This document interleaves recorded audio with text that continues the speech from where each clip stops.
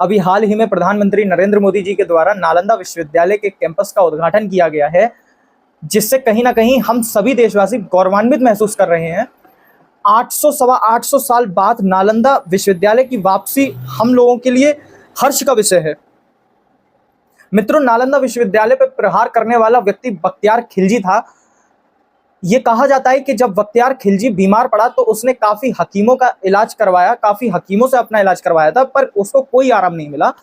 बाद में जब उससे ये कहा गया कि एक नालंदा यूनिवर्सिटी के प्रिंसिपल हैं श्री राहुल भद्रा जी, आप उनको बुलाइए, उनसे अपना इलाज करवाइए तो शायद आप ठीक हो सकते हैं। पर खिलजी ठहरा स्वाभिमानी व्यक्ति। उसने ये ठान लिया था कि मैं किसी भी गैर मुस्लिम व्यक्ति से अपना इलाज नहीं करवाऊंगा।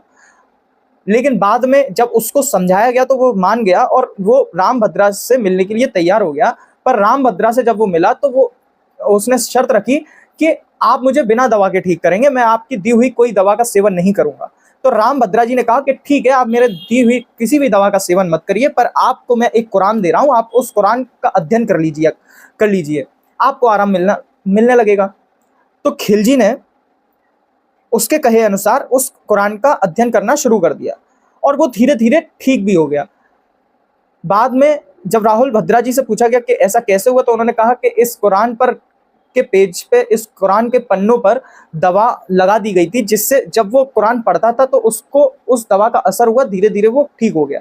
ये बात खिलजी को बहुत बुरी लगी और खिलजी ने ये सोचा कि ये हिंदू समाज का व्यक्ति हमारे हकीमों से ज्यादा इतना तेज, हमारे हकीमों से ज्यादा होशियार कैसे हो सकता है। और राहुल भद्रा जैसे कई सारे मॉन्क्स, कई सारे विद्वान उस समय मौजूद थे, उपस्थित थे, और कई सारी विधियां उस पुस्तकालय, जिसको धर्मगंज के नाम से जाना जाता है, नालंदा विश्वविद्यालय की लाइब्रेरी को धर्मगंज कहा जाता था, उसमें मौजूद थी।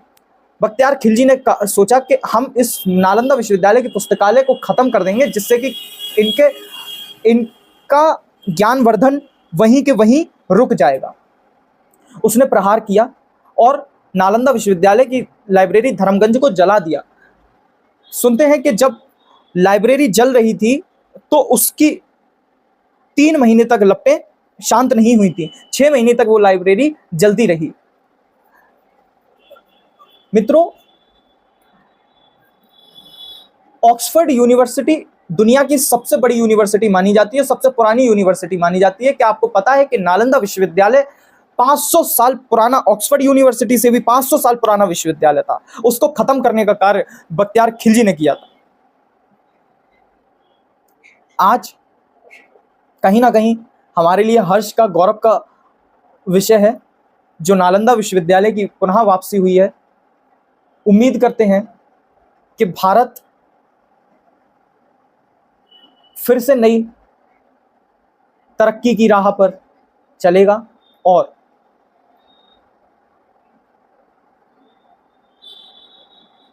देश को एक